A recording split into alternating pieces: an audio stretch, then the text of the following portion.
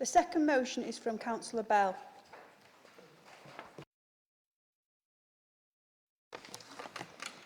Thank you, Madam Mayor. The motion you should have all read and had a chance to have a look at, but I'll read it out again. So the domestic abuse occurs throughout the UK and it can affect anyone at any life stage. It doesn't discriminate, and whilst it affects mainly women, children and men of all backgrounds, age, race, gender, sexuality or socio-economic status can be affected. National statistics for levels of domestic abuse have not changed for decades. And just to add to that, actually they've increased, but I will touch on that later. As an authority, the Council recognises the importance of people coming forward to report domestic abuse and wants to provide a safe environment in which victims and survivors can come forward to receive the help they need in a non-judgmental and supportive way. The Council also notes the importance of providing emergency accommodation for those in need who are fleeing abusive relationships. This Council resolves to make a stand against domestic abuse and agrees to write to the Home Secretary to demand additional funding for local authorities to support essential housing provision for victims of domestic abuse, to work to deliver a comprehensive whole council approach to domestic abuse, to work with all communities to make clear that domestic abuse in all of its forms is not acceptable, and to do all we can to encourage people to report domestic abuse, and finally to treat victims of domestic abuse with dignity and provide a safe environment in which to report domestic abuse of all types.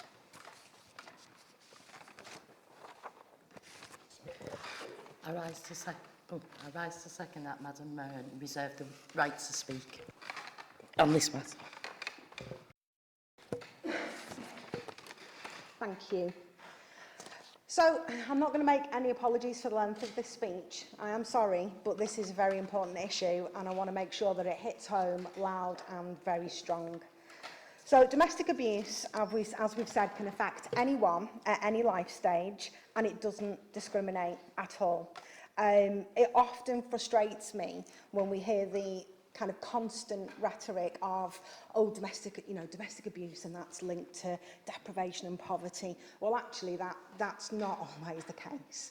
Any incident or pattern of incidents of controlling behaviour, coercive, threatening behaviour, violence, abuse, harassment between those aged 16 or over who are or have been intimate partners or family members, regardless of gender or sexuality, the abuse can encompass, but it's not limited to, psychological abuse, physical abuse, sexual abuse, financial abuse and emotional abuse. And I've read that out, not only because it's the Home Office definition, but also because we don't often think of domestic abuse in that wider context. And actually, it is very, very wide-ranging.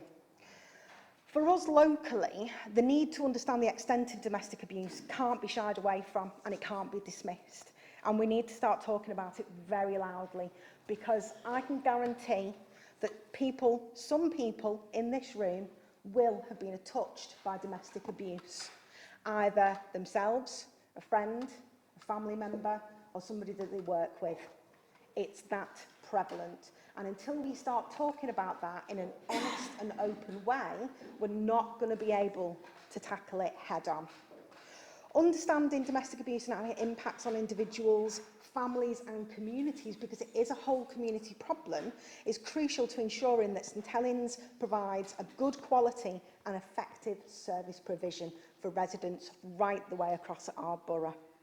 A coordinated community approach to tackling domestic abuse that involves strategic and operational multi-agency intervention is essential in reducing abuse in the borough and preventing the harm it causes. I did come in for the worst concerns when I cancelled the Domestic Abuse Summit initially, when I first came into this portfolio. I did that because I wanted the summit to be a robust, well-attended, multi-agency event that made it very clear that we need robust work streams behind anything that we do. So I actually make no apologies for that either. In Merseyside, we've seen an 81% increase in domestic abuse over a 5-year period, and in St Helens, that equates to 2,921 crimes in the year 18-19 alone. That's how significant this is. And that's just what the police are aware of. That's not everything else. Domestic abuse is rarely a single incident.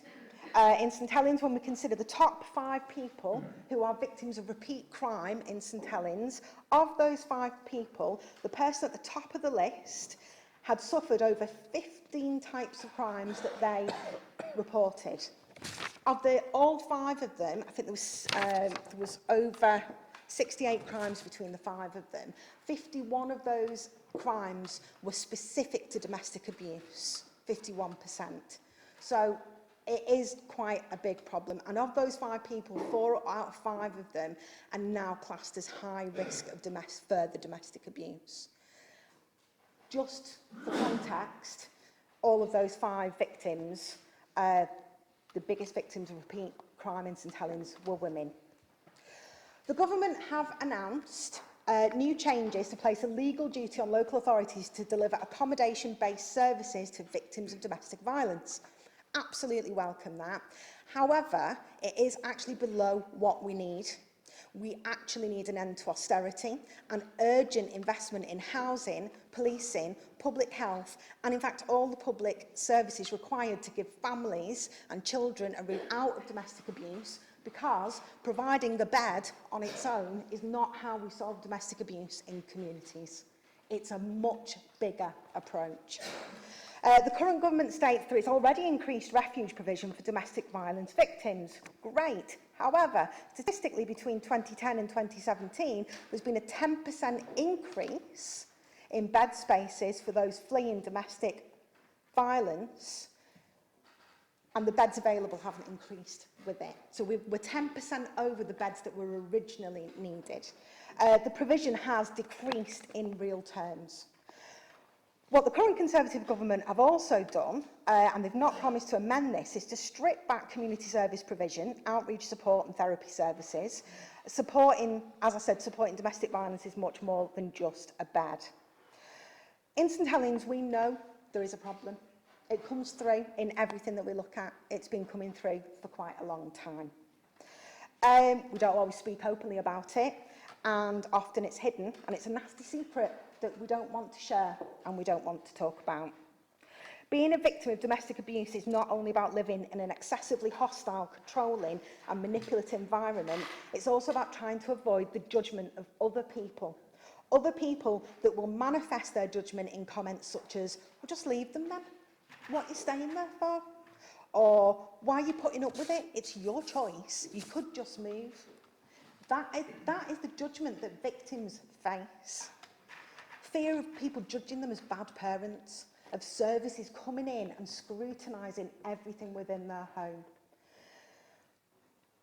Let me make this very clear right now. If you're a victim of domestic abuse in any form, it is not your fault. You do not deserve it. You have not asked for it. If you're the family member of someone suffering domestic abuse, and you're trying to help, but that help's not being accepted and you feel frustrated, it's not your fault, it's the fault of the abuser. If you are a child living in an abusive household, it's not your fault. And if you are a parent being abused by your child, which we often don't talk about, that's not your fault either. There's been an increase in domestic abuse homicides in St Helens. We've seen it in the press locally, and we know the figures are high. But how much of that is being kept within 4 walls and within our communities? It's widely understood that official crime statistics, they show you reported crime. They do not show you the dark figure of crime, that which is not reported. And domestic abuse is one of the main culprits for that, because people are frightened of coming forward. If we're ever going to tackle what I believe is a cultural and social problem of domestic abuse in St Helens, we need to be open and start talking about it very loudly. We need to start teaching our children about safe and appropriate relationship behaviour, and we need to support victims and families and friends and neighbours to come forward. This motion is not about platitudes, photo opportunities, campaigns without substance. This is about something that we need to do with clear aims and objectives and outcomes behind it. And I hope that all councillors in this chamber this evening will vote for this motion and demonstrate to everybody in our community that we take this seriously, we're taking action and we're going to do it properly. Thank you, Councillor Bell.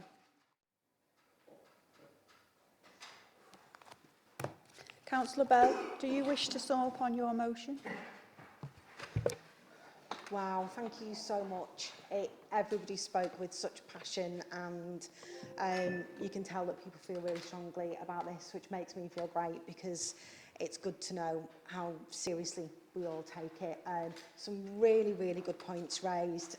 Councillor Charlton's figures should be sobering, without a shadow of a doubt. Councillor Neil and the issues around universal credit, I remember you telling me all about those.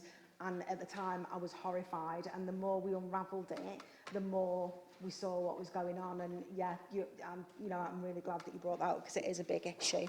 And so thank you all for speaking with such passion. I hope you support it. And I want to say a massive thank you to all of the officers that have allowed me to stamp my feet and kind of say, no, I want this to happen right now. And they've been amazing because they are passionate about it. They are just as passionate as we all are. It's just opening that door and allowing everybody to say, yeah, let's do this. Thank you. Thank you, Councillor Bell. All those in favour of the motion, please stand.